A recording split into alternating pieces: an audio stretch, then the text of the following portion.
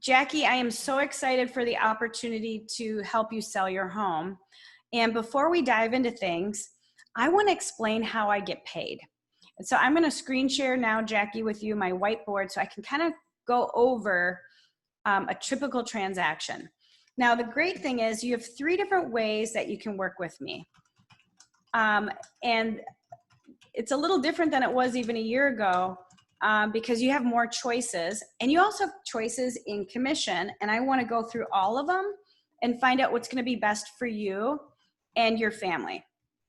Does that make sense? Yeah, great. Okay, so first things first is you have choices in the type of transaction we have, and then also how much you pay. So before that, and I want you to know that I can do all of these things for you. Now I want to make sure I'm screen sharing properly. Make sure I am. You're on my whiteboard. Oop, wrong one, sorry. You're on my whiteboard. Can you guys see my whiteboard? Yes. Okay, so the first thing is you have 3 different ways to sell your home with me. You can do an instant offer, which means I will go and collect instant offers from the big companies for you and show you what you could net and what that experience would like to be like hitting the easy button. No showings, nothing. And you get to pick when you close and you have certainty. And some people find this to be the best bet. So I'm going to let you know that I can do that for you as well. Second is the traditional method, which I've been doing for years, and that is me being your realtor, your negotiator, your person in your corner to make sure that this experience goes well and that you get the most possible for your home. And the last is, if after evaluating your home's value, I believe that if you put $3,000, maybe $5,000 in the home and you could make 20 or 30 more, I want to give you that option, even if you're not in a position to spend that money. Now, break right now. You guys don't have concierge yet. That is the next rollout that you'll be getting. And that is going to be the tradition moving forward. When you go on a listing appointment or have even a listing conversation, you want to start by saying you have these 3 options, okay? And if you're not comfortable with Keller Offers, make sure you reach out to the office to get training on that. And there's a monthly mastermind that you can join in on to stay up to speed on that. So that would be the Keller Offers model. The traditional model would be what you guys do typically. And then concierge, you can't really start talking about this yet, guys, but you're going to be talking about it soon. So does that make sense, Jackie, receiving that information? Yeah. Mm-hmm.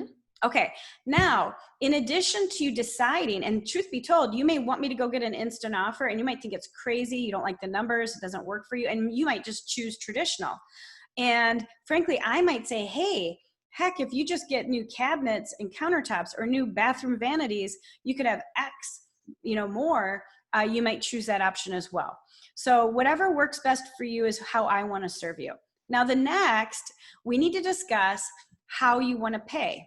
And you have options. So the truth be told, there are a couple different options. Now, first of all, if you go instant offer, you're going to see there is a convenience fee. You are definitely going to pay a lot more for certainty and convenience. And I want you to know, some people choose it and some people think it's crazy. Yet, you know what? Some people have a situation in their life where that makes more sense for them than to sell the home traditionally and have showings and, worry about a buyer maybe backing out or running into challenges. And so we're going to give you that option, and yet you might think it's a bad move for you. It's really about you and what's best for you and your family. And then I give you options of your own.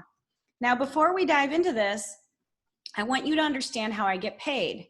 So let's just say you choose the 6% model. I want to be real clear. When there's a 6% fee, I don't get all of it. First of all, there's another realtor involved on the buy side. And usually I like to split things fairly, 3 and 3. However, I have all the expense. Now I want to break down my 3% so you understand how I actually make a profit. First of all, I have to pay Uncle Sam. Can't get away from that. Doesn't matter who you are. If you don't pay Uncle Sam, they will find you, right? And most people laugh at that point. They're like, yes. And then I have my brokerage fees and the expenses of your listing. Now, here's where you're going to go into detail. So Jackie, I want to unrole play for a second. What are some of the things you do, some of the costs that you incur when you list a property, regardless if it sells or not? Let's list those off. What are some of those things that come to mind? Sure. Photography, Mm-hmm. marketing materials, Mm-hmm. signage. Yep, you got your own custom sign with your own phone number, so you get all the leads, which is important to them because you're like the best person in the world to take those calls, right? And you have the cost of putting the sign in the ground and taking it out. Yep. Mm-hmm. And some staging. Staging, and you can add more to this. Like you could break photography down into drone or 3D or floor plan. You could really go deep there. And you could even put that when you host open houses that you spend about $100 just on cookies and this and that and printed materials. So you want to show your true commitment, because you're taking on these expenses here, guys, regardless if it sells, right? Yep. So a great statement to share there is, I make this commitment to you in your listing because I believe in you, I believe in your listing, and I believe I can get it sold. I'd be crazy to spend all this money if I didn't think I could get it sold, right? And I think it's important to put some type of dollar amount next to this so that they can see, what you're spending and they see how much that equates to. And I think you've got to be transparent here. You can't fluff the numbers here. So, for you, Jackie, how much does it typically cost you for photography? Depends on the size of the house, but between 150 and 300. So we'll just call it $200. And then marketing materials, maybe you spend $100 on that. Now you might go into detail and talk about the strategy you have with Facebook ads, and that might be $30 per week until it sells, or whatever you want to say you do. And yet you can break all this down to show the true cost of commitment you're making of having a listing, right? I'll bring this up so you guys can see better. So when you go back to this, you got 1% going to Uncle Sam, which you have to pay. You can't get away from that. They will track you down. You've got the costs of the listing, holding the listing, and the commitment that you've made, plus you have to pay your broker, and you can't get away from that. And then you have what's left, which is your profit. So the truth is, you like to be fair with the buy side when you take a listing, and yet many agents, when they discount, let's just say they take, instead of 6%, they take 5%. The first question I would ask as a seller is, how is that money going to be split? Because what if, because they took a discount, they only offer 2% to the buy side so that you can cover your expenses, right? Because you still have expenses, right? The buy side doesn't have the expenses, the list side does, right? Right. So a great question to ask your seller is to say, if we bring this to 5%, how could that affect you on the buy side? Now, it's a great question to ask to get them thinking.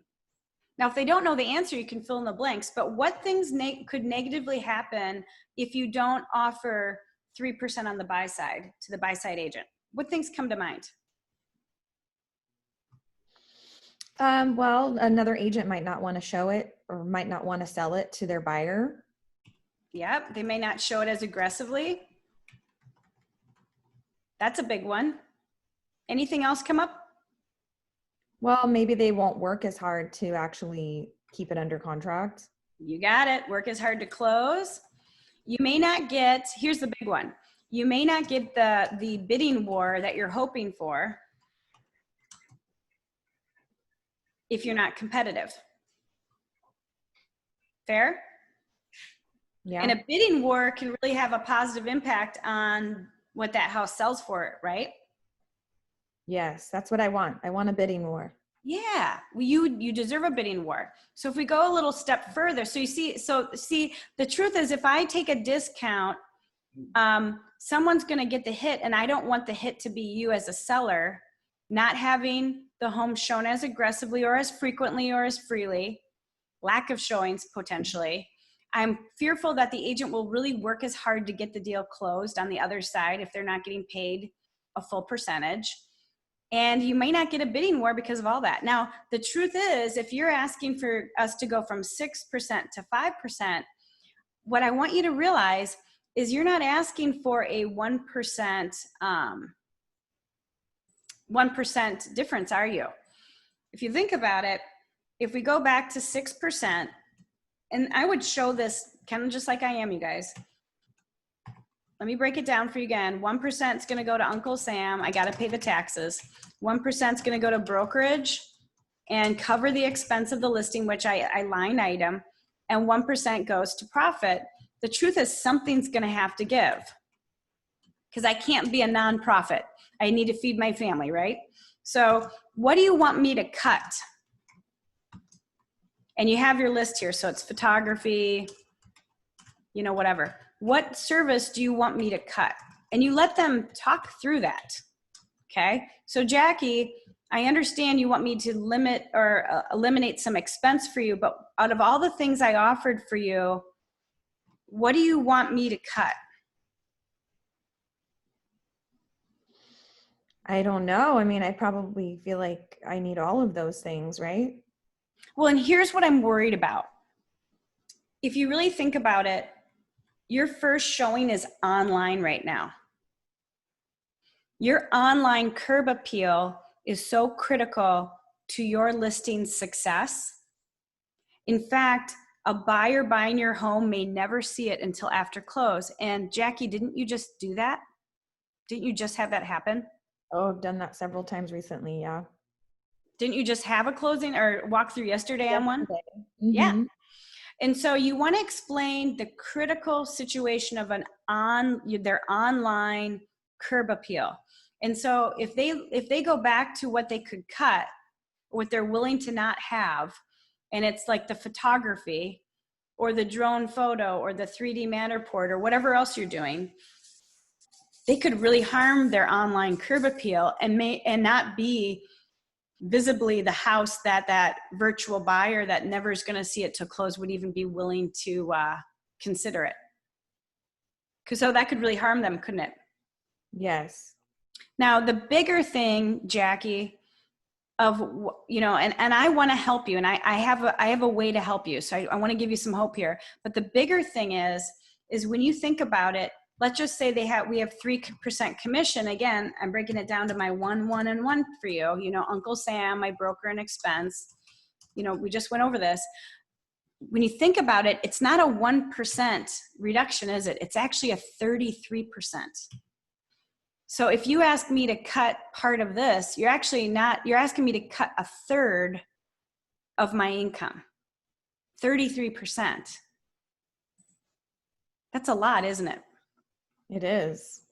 And the truth is, my fear is if you go with one of these agents that say they'll do it for 4%, well, are they taking 1% and offering 3% to the other side?